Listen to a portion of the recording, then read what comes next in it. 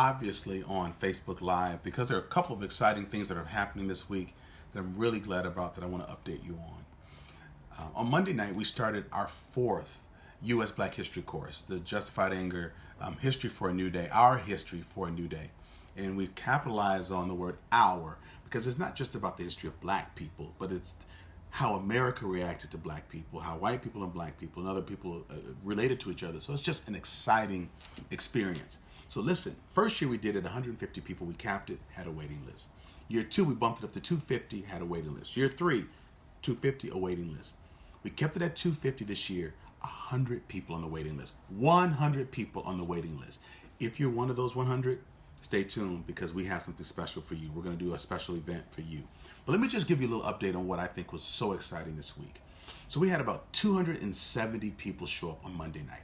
February, it's cold. Some of the people had to park down the street at Park Bank, and we had to shuttle them up the hill. Some walked. Crazy. Exciting lecture by Professor Neil Kadesh about West Africa. But here, I just kind of, panned the crowd. There were educators, business people, nonprofit execs, judges, police officers. It was amazing.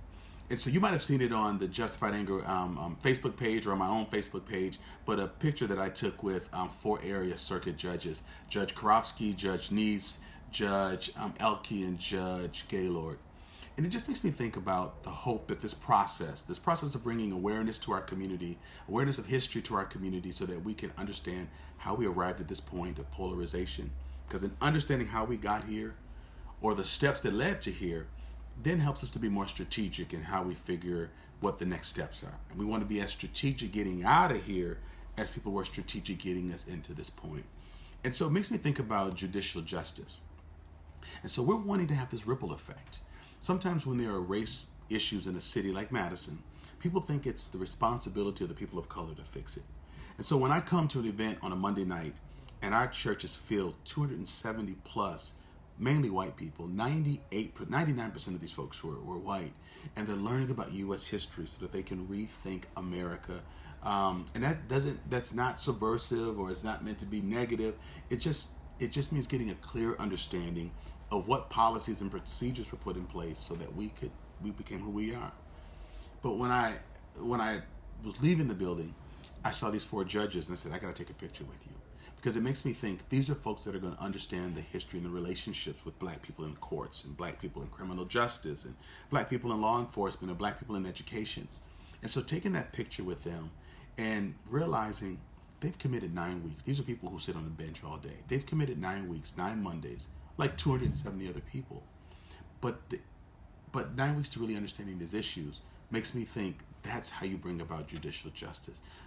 They will have conversations among themselves with other people, but they will have this information to just think about their decisions, the importance of their decisions, and what roles they may play in making judicial justice more equitable and accessible for everyone. I love it.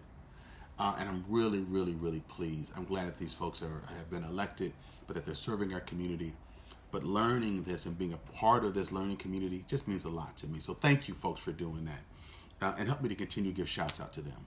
I know we have teachers and police officers and folks who are from the same industry or the same company. Find me on Monday nights because I'd love to take a picture with you as well. So this isn't just about favoring the judges, although I want to be in good standing with the judges. But if you're from the same company or industry, find me. Find one of my team members and let me know. But speaking of judicial justice, Nehemiah has a team that's called the Criminal Justice Team. We have representations from the DA's office, the police department, the sheriff's department, Department of Corrections, public defender's office, nonprofit organizations, and it's a real powerful group. We've been meeting for over a year together. Judge McNamara is on that team, and he is actually the person who said to our committee, if people appear in court with folks, it really does help in the outcomes. It shows the judge that their community support, people believe in them. And so we decided, let's do this. Here's a judge. He's a part of my team. He's making the recommendation. Well, that evolved into our court observers program. Channel 3000 just did a mini story on us about how we have observed 200 court cases. Not to compare judges to judges, but just to look at the treatment of African American people in courts. Well, those observers are going to evolve into court advocates. which means they will be sitting with people who are making appearances. So we're not just observing and taking notes. We will actually be there as a part of the family's team. Well, that's fantastic. But that happened because a judge said, here's what you can do to help community members. Here's what you can do to help families. And so I just want to take this moment to help us to realize that true change comes when we live and learn together and realize that we all have some responsibility in making this community better and stronger.